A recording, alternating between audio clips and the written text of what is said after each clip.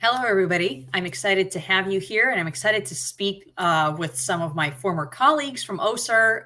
We'll be covering some great topics around partial hand loss, all the solutions that Össur has for the entire upper limb community, but obviously focusing on partial hands and the solutions that are available there. Everything from Myo to Positional to things like Livingskin, and more of that passive and aesthetic looking solution that may be of interest to some. But before we jump in, I just wanted to do a quick intro about calibration marketing. I started calibration marketing in February of 2024, and really it comes from my desire to stay in this community that I've been in for almost 9 years now, and offer marketing or product go-to-market solutions to smaller entities or on a project basis for larger organizations or clinics that just need somebody with the experience to come in and support those needs, and not have to worry about onboarding and training and somebody else trying to figure out what it is that O&P is about. So you can learn more on calibration.marketing. That's my website. And before we truly jump in and meet Nate and Nicole, I just wanted to share something. It's very dear to me. I've talked about this on my personal LinkedIn. This is a family across the street from me, and this really kind of is what driving a lot of what I do and the conversation that we're going to have today. You can scan that QR code, but in a very short nutshell, this young lady, 19 years old, contracted a very rare form of meningitis, and she ended up having her all 10 fingers amputated, different levels. And so it's great that a company like Össur has all of those solutions that she may need throughout her lifetime. But they're obviously going through a lot. It's only been a few months, so anything helps them. And so a lot of these conversations help me help them and educate them and learn about the questions to ask. And so I encourage you guys to jump in, for anybody that's listening, to ask questions of my guests today, and learn as much as you can. But so I will be adding in Nicole Carley to share a little bit about her background before we get into all the fun conversation topics. But Nicole and I go back to when I joined Touch Bionics in 2016. And she's been through everything with upper limb and Touch Bionics, and now obviously Össur, and it's been 12 wonderful years. So if you can share a little bit about yourself, and what drives you. Yes. Good morning or good afternoon now for some of us. Thank you so much for having Nathan and I today. And also thank you to everyone that dialed in and hopped on to learn more. So as Linda shared, my name is Nicole Carley, and I am the Director of Sales for Össur's Upper Limb Prosthetics team. I've been blessed to be part of this team for the last 12 years. I joined Touch Bionics back in May of 2012, and it's been such a journey. We focus specifically on upper limb prosthetics at Touch Bionics, and then with the acquisition of Touch by Össur in 2016, we've been able to continue on and obviously reach more end users and customers through the significant investment in Össur and the resources that we now have. So what I love about what I get to do every day is change people's lives. I never feel like I go to work every day. I get to help make a difference in people's lives and ensure our customers have a great experience with working with Össur, and our phenomenal team that I am so honored to be a part of is really why, we've had such great success over the last 12 years. Yeah. And it's, like I said earlier, it's definitely what drives me as well, is just the community of users and clinicians and all the manufacturers that are out there that are really after the same things, is helping those in need with the right products, solutions, and offerings that can help them get back to their regular lives and be able to accomplish what they used to be able to do, or that they, even if you're a congenital user, you may just want to do things differently now, or so there's a lot that is great about this community. And so without further ado, we have Nathan, who has also been with Touch and Össur, and it's been a whirlwind ride, but he's on the clinical side of things. So it's great to have these two different perspectives, but obviously, again, everybody's after the same goal. So Nathan, share a few words about yourself. Thanks, Linda. Yeah, I'm glad to be here. I am a prosthetist, but I got my bachelor's degree in occupational therapy. So I've got kind of a little few tricks up my sleeve as far as understanding function and how it relates to fitting a prosthesis. And you both said similar things there, which we're honored to be a part of people's journey and be a part of their recovery and return to independence, and super rewarding to be a part of that. And I'm excited to be on this call. It's going to be fun.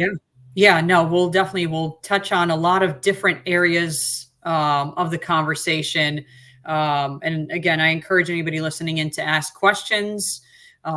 There's a lot of layers to this. And before we jump into some of kind of the leading questions, it feels like there's a misconception or just not a full understanding of how big of a need partial hand solutions are. And I know that there was an article just in the last O&P Edge about this, and the quote from Gerry Stark, who we all know, but is well known in the O&P industry, saying that partial hand amputation is 7 times greater than all other upper limb amputations combined, which is just mind-boggling. And yet there's not as much conversation around it for one reason or another. It's not wrong, right, or indifferent, but I'm hoping that we can help change that, and really just use this time to educate people on what those solutions are. And like I said at the beginning too, Össur has kind of all of those areas checked. But a lot of people, like my neighbors down the street, don't even know when they're thrown into this situation, specifically for partial. It's typically a trauma situation of some sort or another, and they don't even know where to begin. And so I've been talking to them a lot about, okay, well, here are all the upper limb specialists in our area that could help you. Here are some of the questions that I would ask.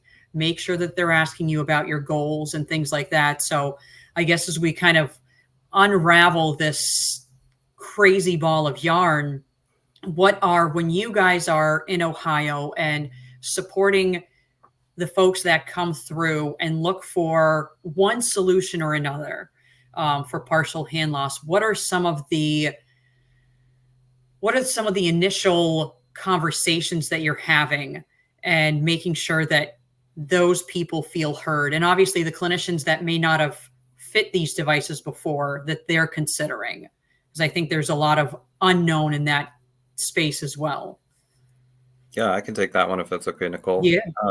Yeah. Just a little background. So my role is I'm the director of education, and what we do in Ohio is we help support the fitting of the products that are sold by Össur. So Össur stands behind not just here's a product, good luck, but let's make sure that you can maximize the use and function of it. So in Ohio, we do trainings and fittings with the local prosthetist and with the end user and with an occupational therapist as well. So it's a team approach. And Which I think is ideal, right? Pardon? Which is ideal, but doesn't always happen, right? It does not. No. So I think that's the first component to answer your question, is it really does take a team to make sure that, because prosthetists, I don't know, like the way I think, or as a prosthetist, if I put on my prosthetist hat, is I'm looking at the residual limb and I'm looking at how I'm going to go about fitting them. But an occupational therapist is going to look at that same individual. Instead of thinking about that, they're going to think about, okay, well, how are they going to cut their food? How are they going to hold on to these objects? Are they caring for somebody? Do they live alone? Do they have a house? Do they have an apartment? All those things. And those two perspectives are both important. But if you don't consider both of them, you might be missing something. So I think the first thing is, as a practitioner or as an end user, maybe somebody searching for prosthetic devices, I think the conversation needs to start with like, what are your goals and how are you going to use this? And it's up to the prosthetist to help make sure that they get a device that, or devices, maybe I should back up and say that no single upper limb device is going to meet all the needs of the upper limb amputee. So it's really important to think about what devices for what tasks, kind of building a toolbox. Just like if you're cooking a meal in the kitchen, you're not going to just use a fork. You know, you're going to at least use a knife, spoon, and fork, but maybe some other creative pampered chef tools that can make your life easier. In a similar way, you know, for independence, we need to rely on different devices, and so that's where that conversation should start. Is that? Yeah, no, that's where, you know, again, when you're thrown into this situation, you don't think about that. And so, you know, my other question, and maybe Nicole, you obviously both of you are well versed in answering this, but there are a number of products, solutions, adaptive devices, devices for those that don't necessarily want or can have access to an iDigits or a Naked Prosthetics or, you know, what have you, that are just, you know, use something like a universal cuff. But how do the solutions that are available through Össur, how are they standing apart? Obviously, the Myo side of things is something that is very unique. But what should be considered when you're looking at those two solutions, even if we just look at iDigits and Naked Prosthetics? They could technically serve the same purpose, right? But what are some of the considerations that somebody needs to have in mind? And both of you can go at it. I can go ahead, Nicole.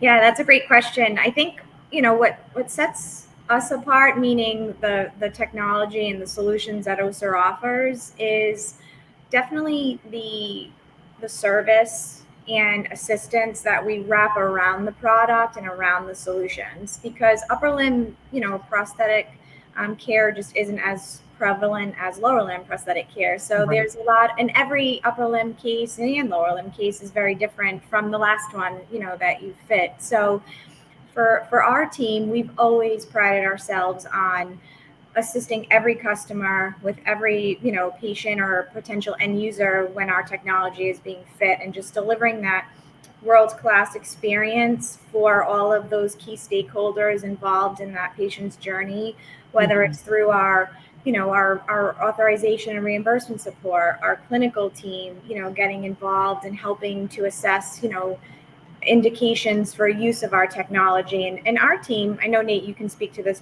better than I, but our team, you know, we are very honest. Like, if we truly think that our technology doesn't align with what the goals are that have been communicated to us, we don't, you know, we don't agree or recommend or push for our product to be fit. So it definitely is a team approach, both with our own customers, the prosthetist, and then just ensuring that proper expectations are set with our technology, so that, you know, there's optimal outcomes that can be achieved, and that the end user is always aware of, you know, what type of outcomes that they're going to receive with each device that they're fit with. So I would definitely say that it's the experience that we want to deliver for the end user and for the prosthetist, and then even for the OTs, the surgeons that are involved, the case managers, the payer sources. So we do invest as a team a significant amount of time in just educating and just making sure everyone's aware of like what we offer, and then what our solutions can provide to restore function.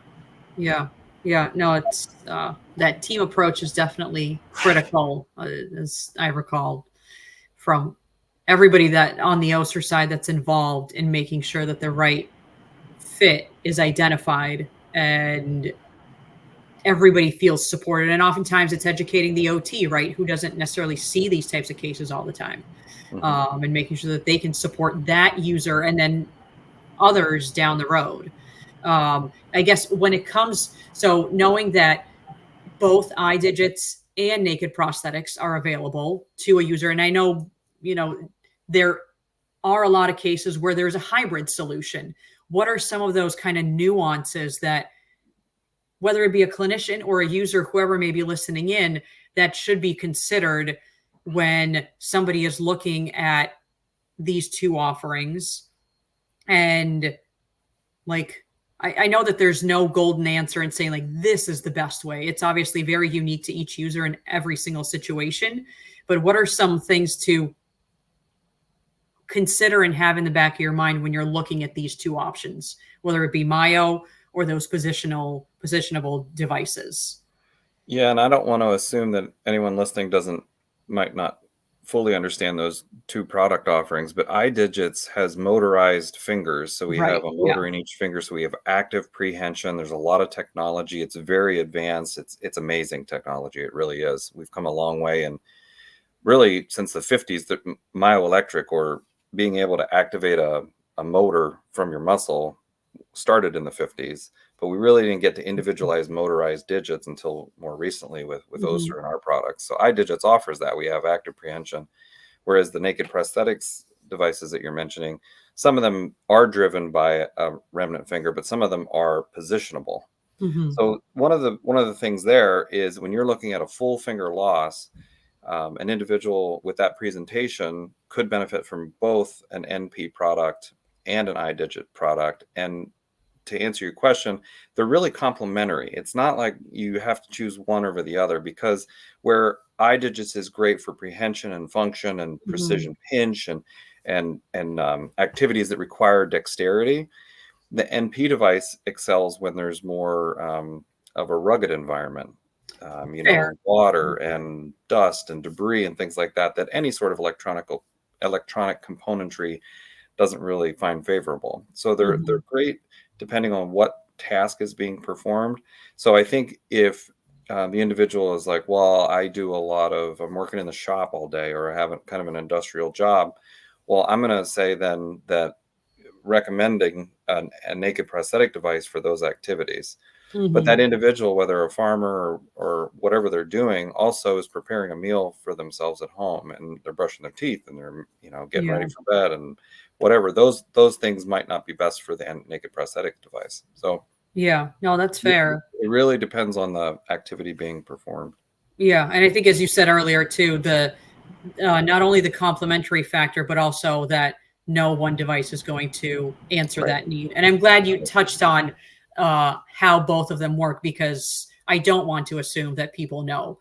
Again, like my neighbors, they have no idea what's even out there. Well, and a lot of people expect that. YouTube's great. It's a great resource. Movies are also kind of fun and cool, but there's a lot of futuristic things that aren't realistic. I wish we had one device that you could just put on and it would function like the human hand. We're just not there yet.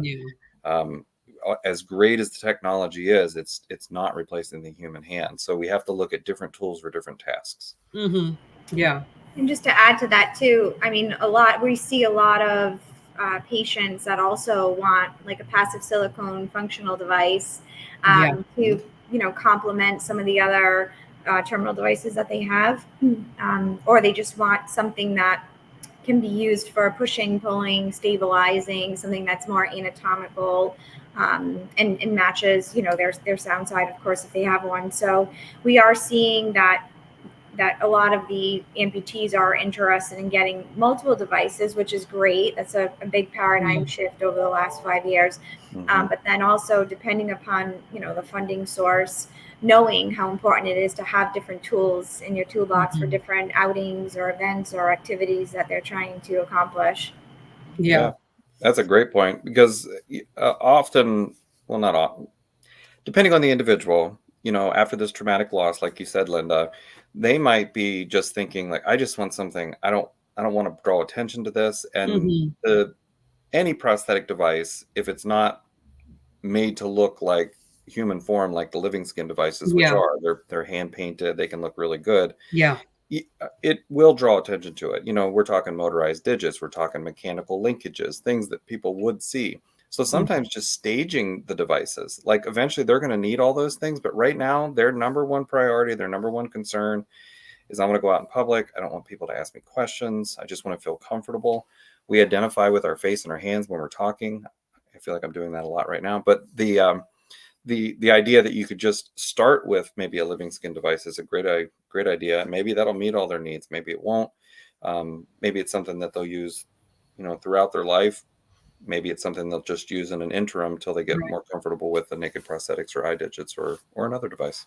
Yeah. No, then it comes down to the clinician as well, right? Advocating and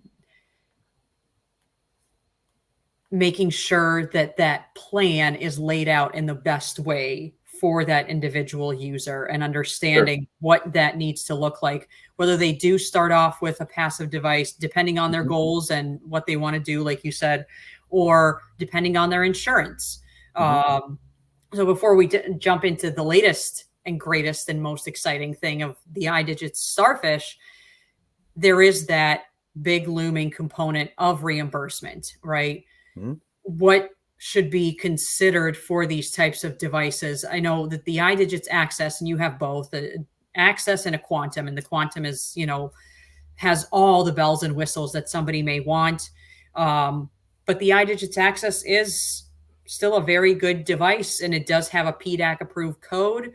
And what are some considerations to be had there in terms of that reimbursement for these types of devices, which most of them, for whatever reason, just are not approved in the world, in the world of L codes and insurance.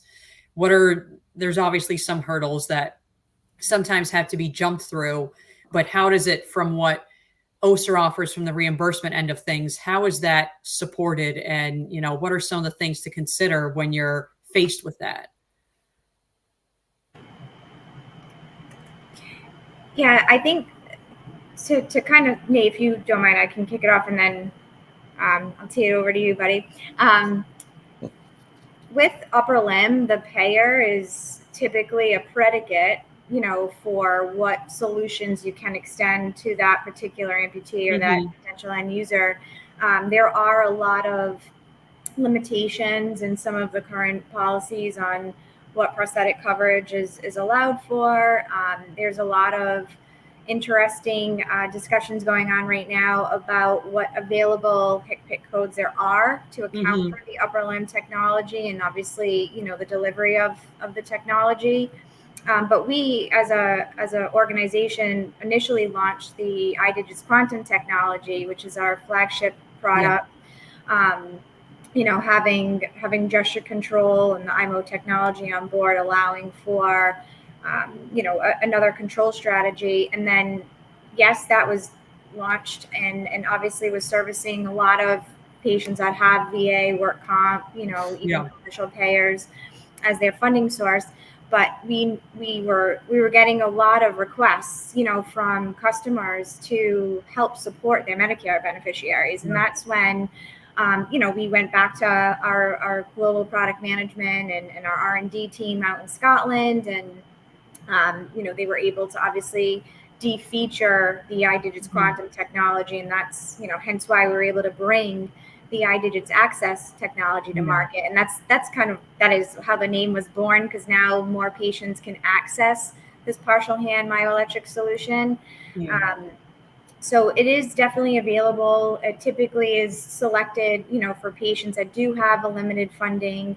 Right now, we are, as an industry, undergoing some challenges with the coding and just some of the limitations that we're experiencing with recent coding dictums that were put out. So as an industry and profession, we are navigating some of those challenges so that patients can actually gain access to the iDigits Access technology for the established codes. Yeah, I remember it was a bit of an undertaking, but an important one when you're trying to go through and make sure that was available. We just have to continuously, patiently educate because this is a very unique solution. It's a very unique patient population. So as a team and an organization and as an industry, we have to spend a lot of time explaining what are the available codes, what codes are not available, and then obviously how to combine and stack some of the codes to account for the terminal device components and then socket fabrication. Mm-hmm. Right. Yeah. And talk about all the specific medical necessity, right, of why this is necessary for that patient. Again, going back to their goals and their abilities to complete those activities of daily living that we all take for granted sometimes, and just be able to be independent. But I don't know, Nate, if you Nate, was had there any? wanted to add more to that. Um, Yeah, I think knowing that we have different versions of the product available is helpful. I think the frustrating thing for me and for individuals seeking any sort of technology, not just Össur, I'm not just speaking Össur, but yeah.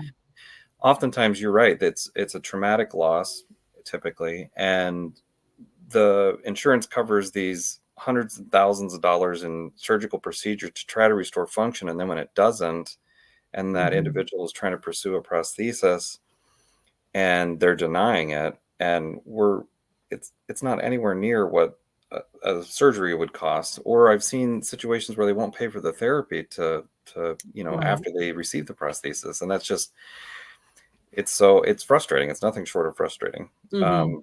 But yeah, I think knowing that there are different options for payer sources. Some policies don't recognize our technology just because it's newer.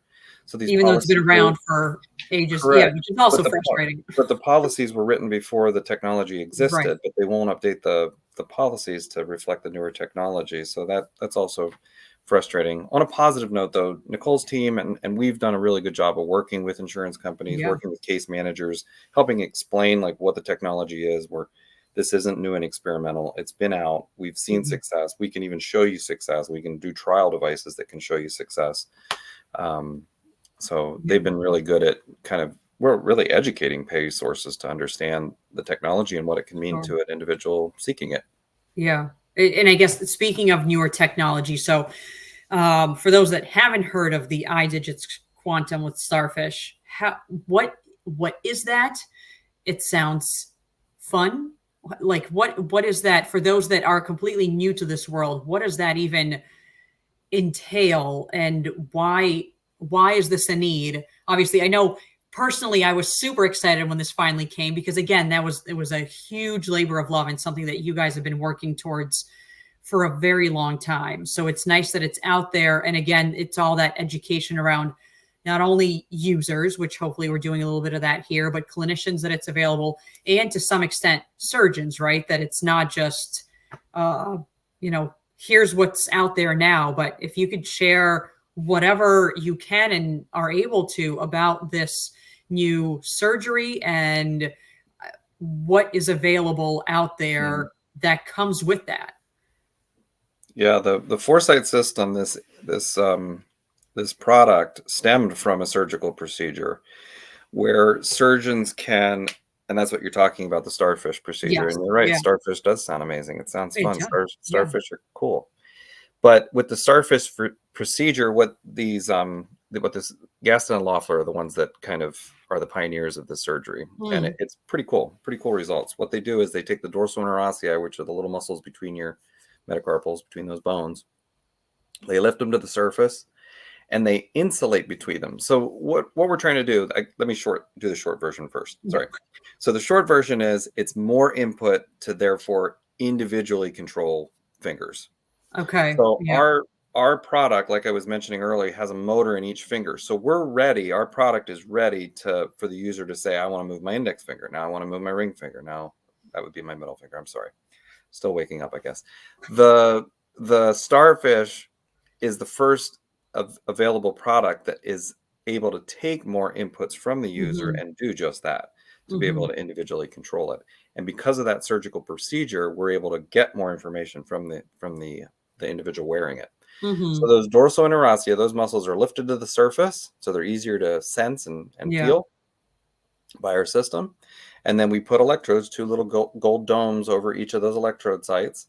And then that individual typically imagines flexing the digit that they want to move. That muscle contracts, and when it does, then just that mechanical digit would flex or extend. So it's pretty cool. When the way we combat with not having that individual control like that is we use grips or modes. So the hand can go into a certain mode where certain fingers are, stuck there, and then only open and close controls those fingers. Well, with this, you don't need that. You can tell the system to only close your middle through small fingers, and then just be able to use thumb and index or whatever it might be. So that was a lot of word vomit. Sorry, but that's the idea. The ability to control fingers individually. Yeah, I know somebody on here commented that the Starfish is what all finger amputees want, is just to be able to move fingers individually. So it's great that that's even an option, right? Nicole, I don't know if you wanted to add on to that. Yeah, I mean, Nate described the technology phenomenally. The other thing that, like, as a team that we're so passionate about is, like, one of the biggest problems in upper limb is that these patients are actually not even getting referred to a prosthetist after undergoing an amputation or suffering a traumatic amputation.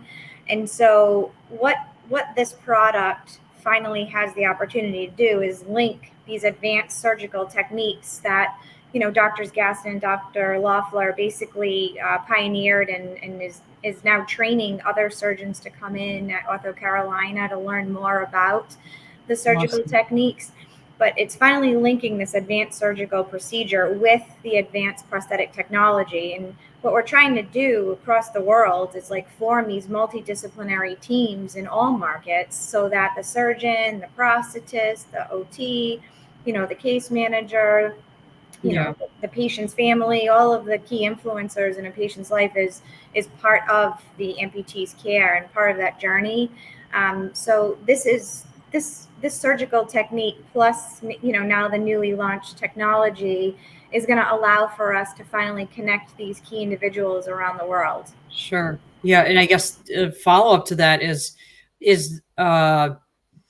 this more of a solution for those that are new to this and are have experienced trauma recently, or can somebody that has had a partial hand device for however many years, is it something that they can look into and explore now, years, decades, whatever it may be later, to see if this is even an option? What is that? Yeah, that's a good question. They'd have to talk to their surgeon just to see if they'd be a candidate for the Starfish procedure. I think it would be an option, but they'd have to individually speak and see if that's appropriate. Right now, we're only using the system on Starfish presentations. The big challenge is, without that procedure, it's very hard to differentiate the muscles in your hand. So you can almost think about myotesting and picking up those muscle signals like the muscles are in a different room and you've got your ear up to the door and you're like, did they say open or spoken or broken? What did they? It's really hard to know. With the Starfish procedure, it's much clearer. So those muscles are right up against the door. We can hear what's going on, or we can get more information. Right now, it's hard to do that without that procedure, though. Gotcha. Okay. No, that makes sense. And to kind of jump back into a slightly different area of this service, right?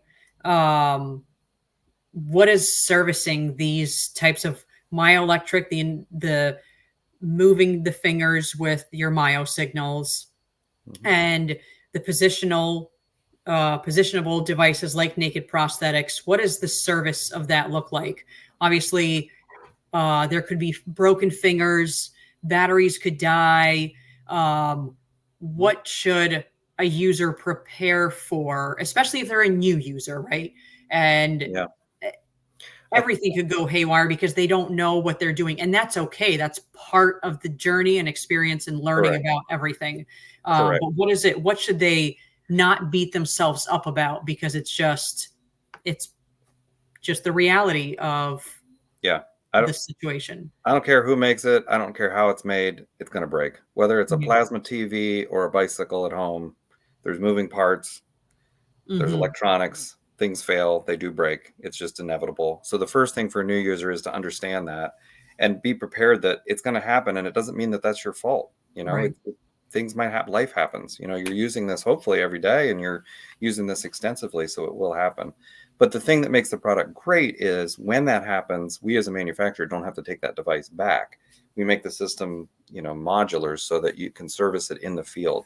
So that local prosthetist can receive parts or replacement things or even support on how to fix and troubleshoot so that we don't have to take that device from the user.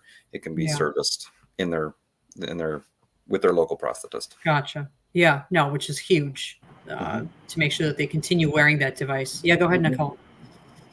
Yeah, I was just going to say, and that's, that's part of the reason why like the Touch Care warranty program was born, was because we want the end user to use it. We want them, to feel okay when potentially the hand does go down. And so with Touch Care, basically, as long as you have Touch Care, you're covered. So it includes accidental damage, annual hand service checks and things like that, where they can send the device in and we can bring it back up to any sort of manufacturer specifications or design enhancements to allow for that, optimal end user experience. Yeah, no, that's certainly helpful because they'll be using these devices hopefully daily and for all sorts of activities. And you want to make sure that they're able to do so. Before we wrap up, anything from both of you that you want to make sure is a leave behind for whoever may be listening in, users, clinicians, OT, anybody in this kind of space that may have an interest and is trying to understand this world a little bit better. Anything goes. Yeah, I mean, I'll start just by sharing that what we're doing, with fitting upper limb amputees and just trying to get approval and this technology fit on the end user it's not always easy.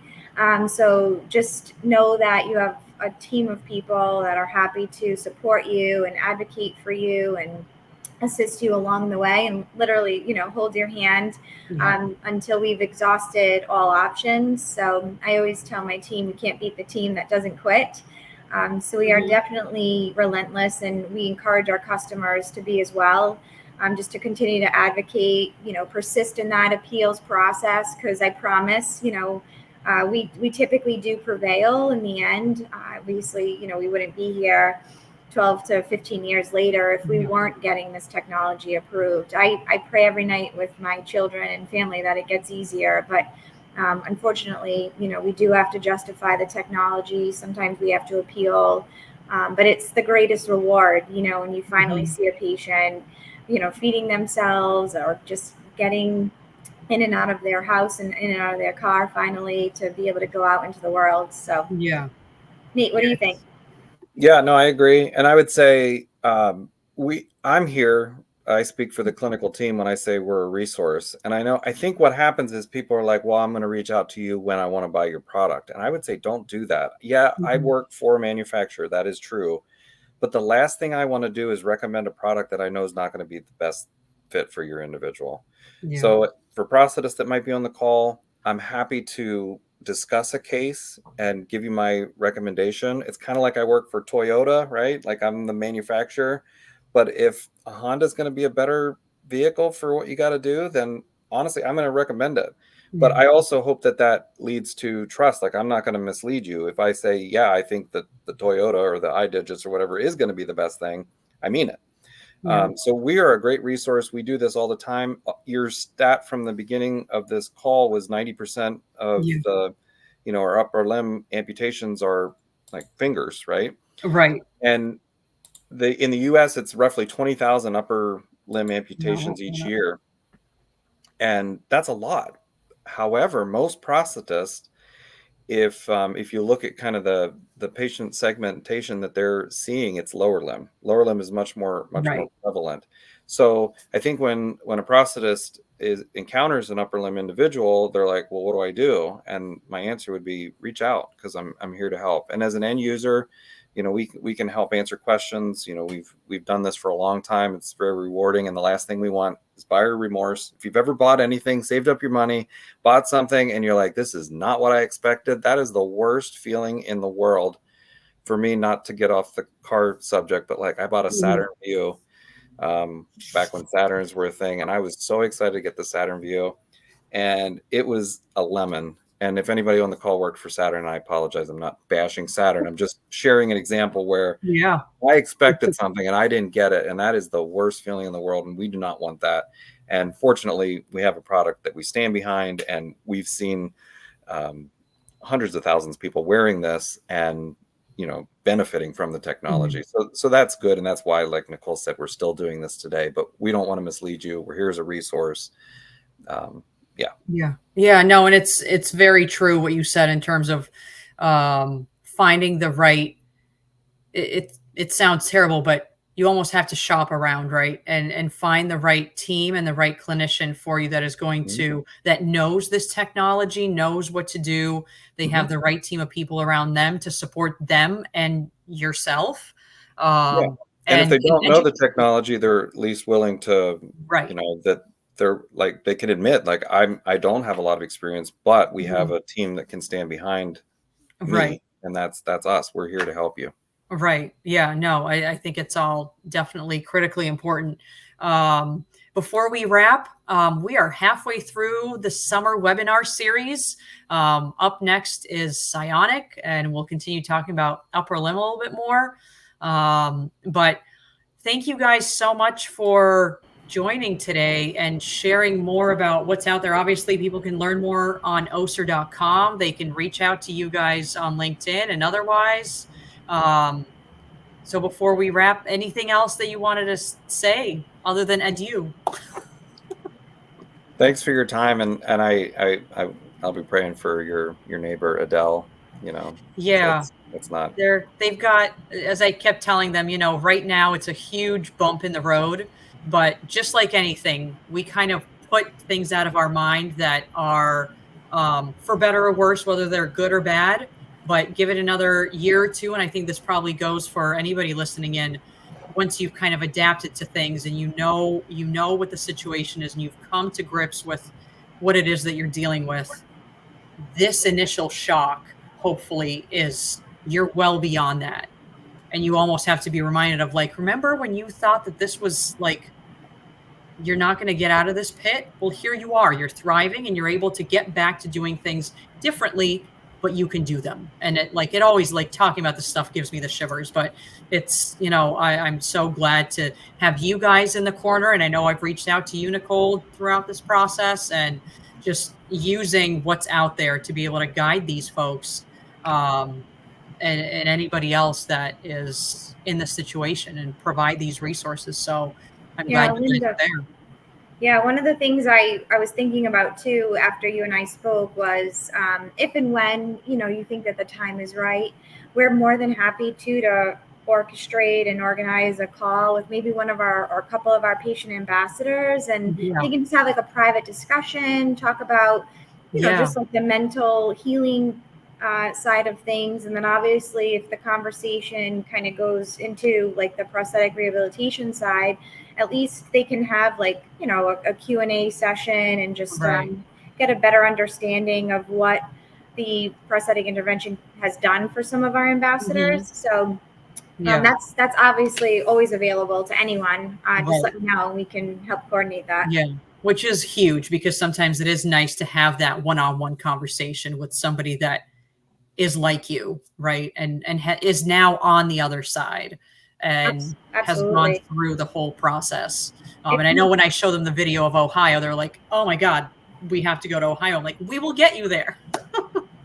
Yeah, I mean, if you go to any of the any of the upper limb amputee clinics that are established, like the one in Ortho Carolina or the Arms Clinic in New Jersey with Dr. Sean, also they have a peer support group every month where the amputees can come together and just catch up and talk and things like that. And it's such an opportunity for them to share, to be vocal, to also have hope, leaving the discussions, which is really important to be able to continue on. So the peer support in those groups with the psychologist is really important. Yeah. No, Nate, I don't know if I cut you off if you were trying to say something. Oh, okay. No, you didn't. No, just thanks for setting up a call like this and giving us a platform to talk about this technology. And I really appreciate the opportunity. No, Yes. absolutely. Well, thank you guys. Thank you for everybody listening in. Thank you. And you'll be able to find this for anybody that missed it on the YouTube channel for Calibration Marketing. But thank you, everybody, and have a great rest of your day. Yes, enjoy your summer in the Northeast, Linda. We only have a couple weeks left. Don't say it. Yes. All right. Thank you, everybody. Thank you. Bye-bye. Bye-bye. Okay.